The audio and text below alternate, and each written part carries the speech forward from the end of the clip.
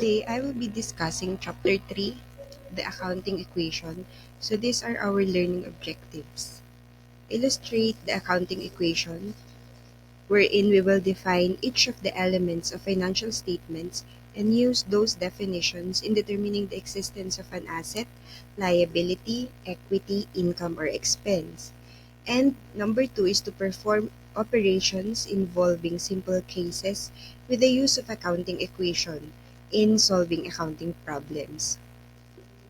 So all the processes in an accounting system must observe the equality of the accounting equation, which is basically an algebraic equation. So this is the basic accounting equation. Assets equals liabilities plus equity.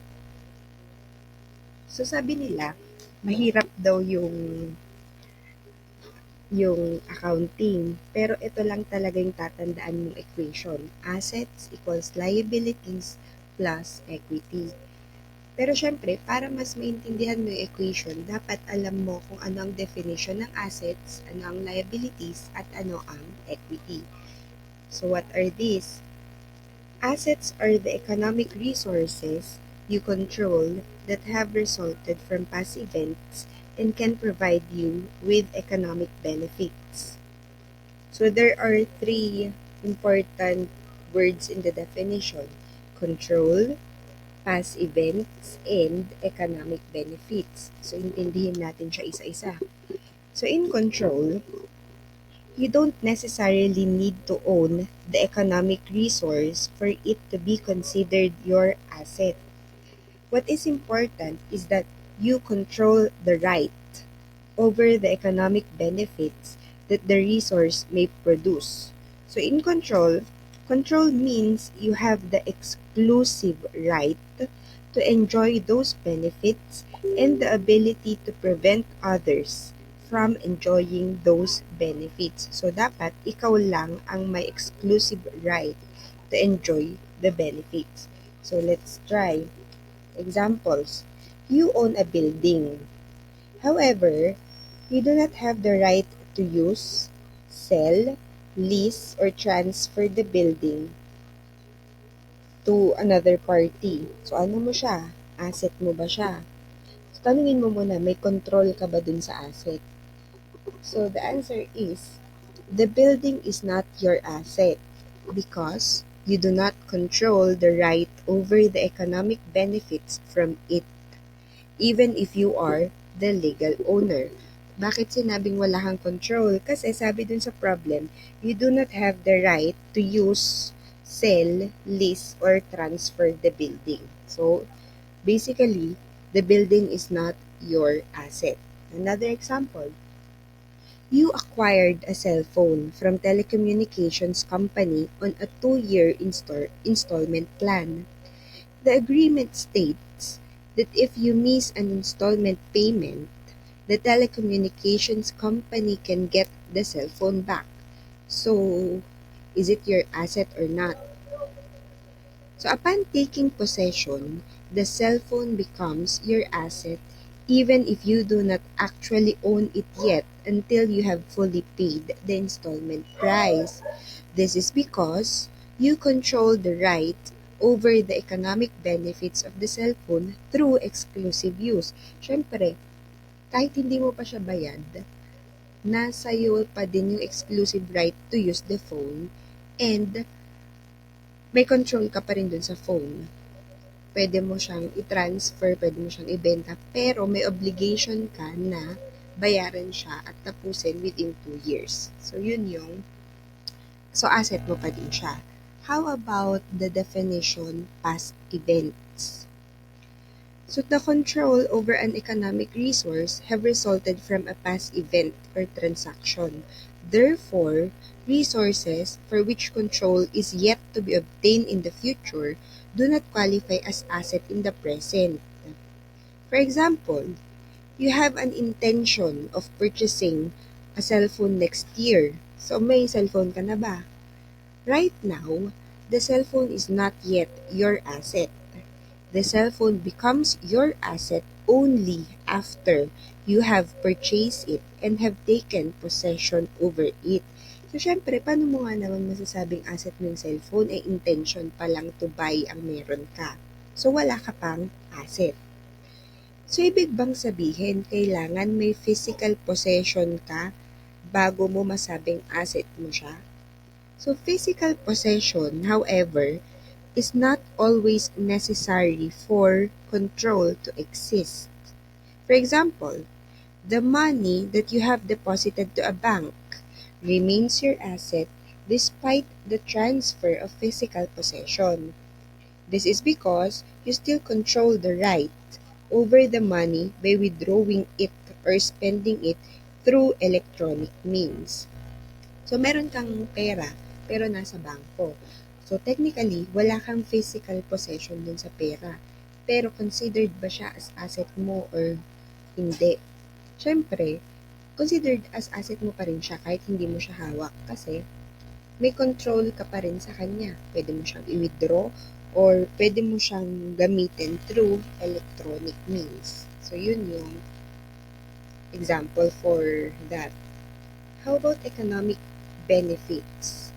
So, to be an asset, the economic resource must have the potential to provide you with economic benefits in at least one circumstance. Ano yung mga circumstance na yun? For example, the economic resource can be sold, pwede mo siyang ibenta, can be leased, pwede mo siyang iparenta, or can be transferred or exchanged for other assets. It can be used singly or in combination with other assets to produce goods or provide services. It can be used to enhance the value of other assets. It can be used to promote efficiency and cost savings, or it can be used to settle a liability. So, lahat yon ibig sabihin, pwede kang magkaroon ng benefit, economic benefit sa kanya in the future. So, yun yung assets. How about liabilities? So, liabilities are your present obligations that have resulted from past events and can require you to give up economic resources when settling them. So, liabilities is yun yung tinatawag na utang. So, there are two types of obligations, utang or obligations. So there are two types. Obligation means a duty or responsibility.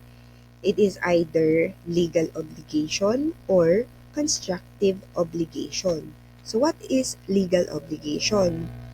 It is an obligation that results from a contract, legislation, or other operation of law.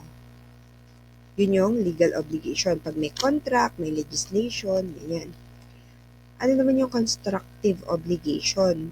It is an obligation that results from your past actions. Example, past practice or published policies na magkakautang ka.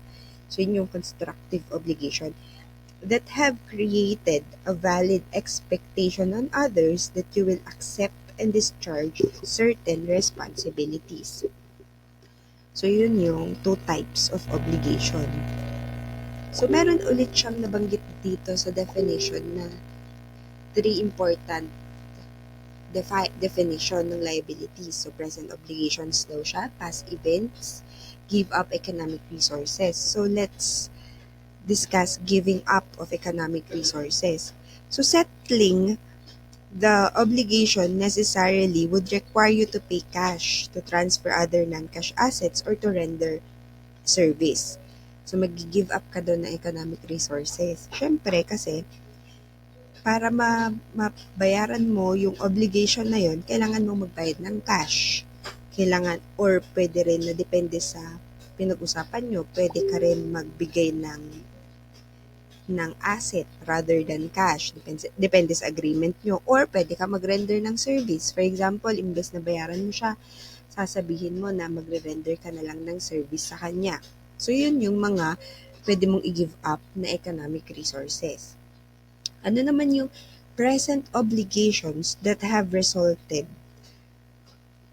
from past events? So, syempre, kaya ka nga nagkaroon ng present obligation kasi nagkaroon siya dahil to sa past events. Kaya ka nagkaroon ng utang kasi merong past events.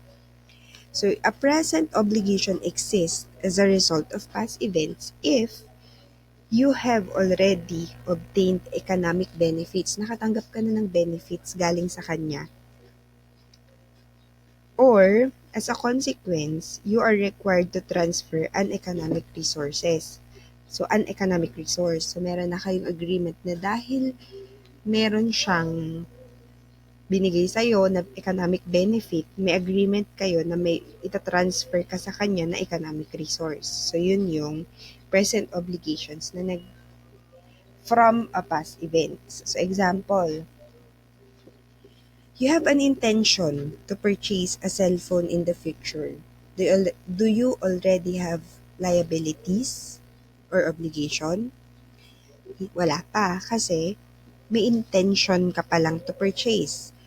So you have no present obligation and hence no liability because you have not yet purchased and received the cell phone and therefore you are not required to pay for the purchase price. Another example, you purchased a cell phone on credit. Pag sinabing credit, utang. You took possession over the cell phone but have not yet paid the purchase price. May utang ka na ba? May liabilities ka na ba?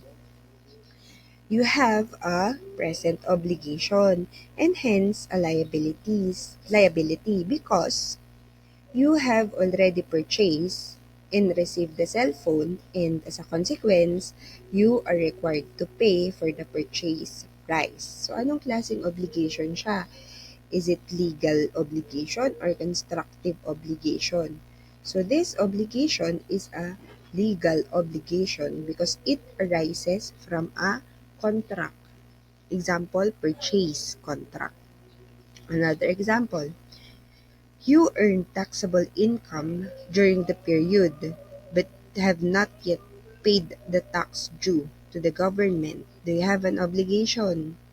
Yes, you have a present obligation because you earned taxable income and as a consequence, you are required to pay the corresponding tax due. So what kind of obligation is this? Your obligation is a legal obligation because it arises from legislation or, for example, tax law. Another example, although not stated in the sales contract, you have a publicly known policy of providing free repair services for the goods your business sells. You have consistently honored this implied policy in the past. So do you have already obligation? Do you have an obligation?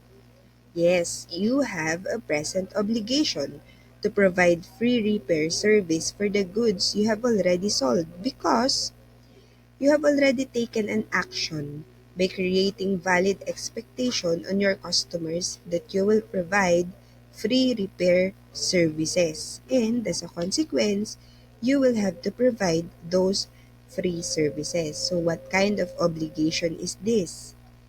This obligation is a constructive obligation. Kasi dinefine natin kanina, a constructive obligation is an obligation that results from your past actions that have created a valid expectation on others that you will accept and discharge certain responsibilities. So, yun yung constructive obligation.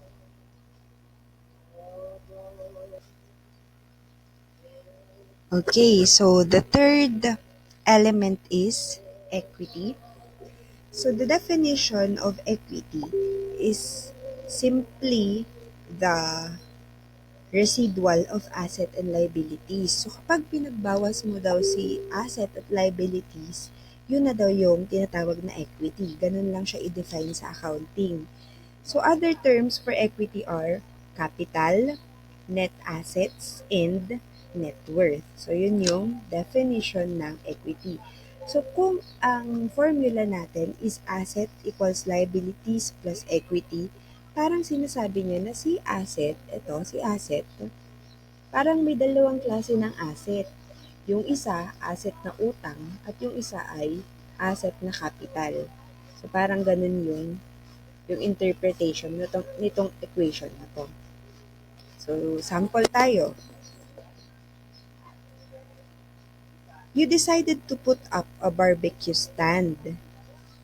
So, magbebenta ka ng barbecue and have estimated that you will be needing 2,000 as startup capital. So, after that,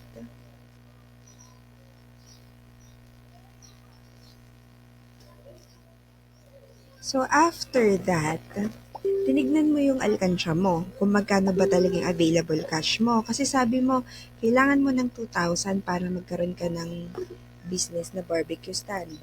Kaso, pag tingin mo, 800 lang laman ng alkansya mo. So, kulang siya ng 1,200. So, what will you do? So, what is the effect in the accounting equation? So, you have 800 assets, 0 liabilities, and 800 equity. So, kulang pa siya kasi 800 lang. So, 800 ang effect niya sa assets mo at 800 ang effect niya sa equity. Ngayon, kailangan mo pa ng 1,200 para mabuo mo yung 2,000.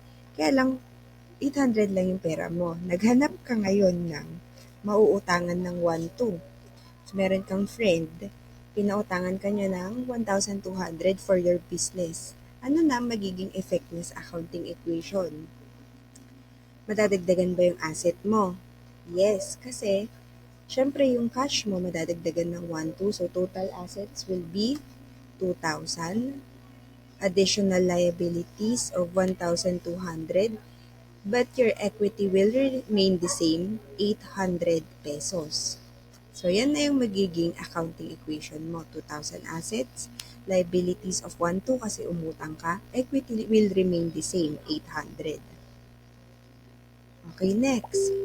Meron din tayong tinatawag na, before I move on to the expanded equation, i-reiterate ko lang that you should not forget this concept, this accounting equation. This is very important in accounting.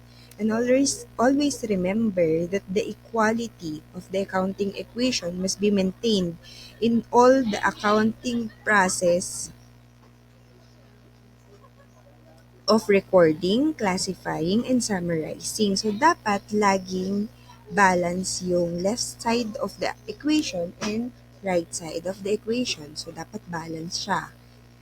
If the accounting equation doesn't balance, there is something wrong. So as mentioned earlier, the accounting equation is basically an algebraic equation. So pwede tayong gumawa ng variations from it. So, meron din tayong the expanded accounting equation. So this is the expanded accounting equation. Assets equals liabilities plus equity plus income less expenses.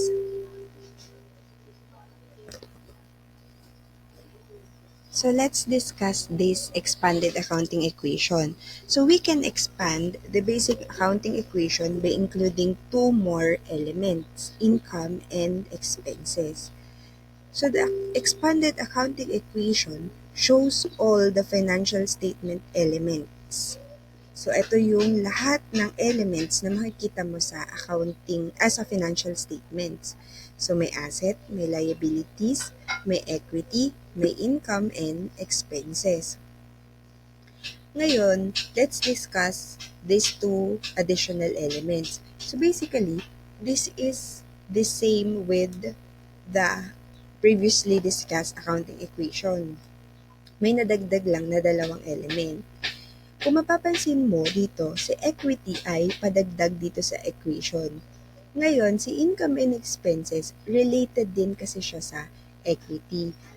Si income and expenses, related siya sa equity, na kapag nagkakaroon ka kasi ng income, tumataas tong equity, at kapag nagkakaroon ka naman ng expenses, nababawasan ngayon tong equity.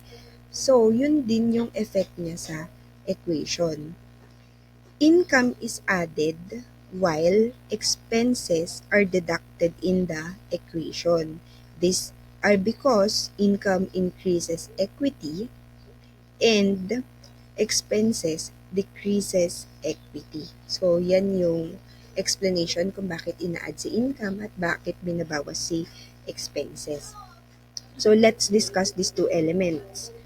So, income is increases in economic benefits during the period in the form of increases in assets or decreases in liabilities that result in increase in equity, excluding those relating to investments by the business owner.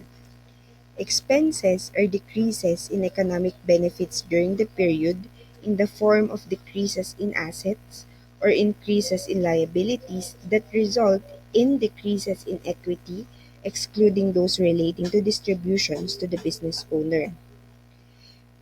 Ano ang tawag kapag binawas si income and expenses? Anong tawag sa difference nila? So the difference between income and expenses represents profit or loss. So if income, pag mas malaki si income kaysa kay expense, the difference is called profit. So profit means kita or tubo in Filipino. If income is less than expenses, the difference is loss. Loss means lugi in Filipino. So, yan yon. So, pwede rin siyang tawaging asset equals liabilities plus equity plus profit, or assets equals liabilities plus equity minus loss. So, yun yung expanded accounting equation. So, these are the definitions. So, illustration, ituloy natin yung kwento ng barbecue stand. So, kanina may 800 ka na pera. So, yun yung assets mo and equity. Nadagdagan ng 1,2 kasi umutang ka. So, naging 2,000 yung assets mo, naging 1,2 yung liabilities mo, pero equity mo remained the same. Ngayon, at the end of the period, your total assets increased from 2,000 to 5,000.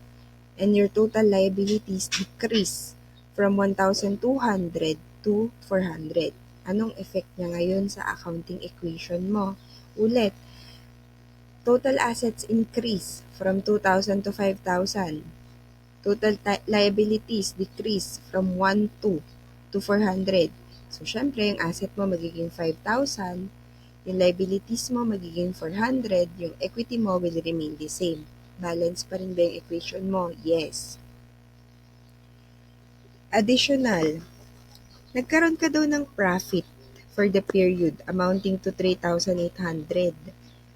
Paano naging 3,800? 10,000 income minus 6,200 expenses. So, your income is greater than expenses, kaya profit. So, anong effect niyan sa equation mo? Assets will still remain the same, 5,000 equals 400 liabilities plus 800 equity plus 10,000 income minus 6,200 expenses. So, yan yung expanded accounting equation. So, there are two equation pero the same lang siya. Assets equals liabilities plus equity na pwede mong i-expand. Assets equals liabilities plus equity plus income minus expenses. So, yan. Let's try application of the accounting equation. If total assets is 10,000 and total liabilities is 6,000, how much is the total equity? So, you have 10,000 asset, liability is 6,000. So, magkano yung equity mo? Answer is 4,000 pesos. Another one, if total liabilities is 5,000 and total equity is 4,000, how much is the total assets? So, you do not know the asset, but you have the amount of the liabilities and equity. So, how much is the total assets? Answer is 9,000 pesos. Next, if total assets is 10,000, total equity is 3,000, how much is the total liabilities? So, ganyan yung itsura niya. How much is the answer? Answer is 7,000 pesos. So, pwedeng 10,000 minus 3,000 to get 7,000. So, algebra lang siya. Let's try the expanded accounting equation. If total income is 10,000 and total expenses are 3,000, how much is the profit or loss? So the formula of profit or loss is income minus expenses. So let's check. Answer is 7,000 pesos. Last, if total income is 10,000, total expenses are 8,000, total liabilities is 7,000, and total equity is 6,000, how much is the total assets?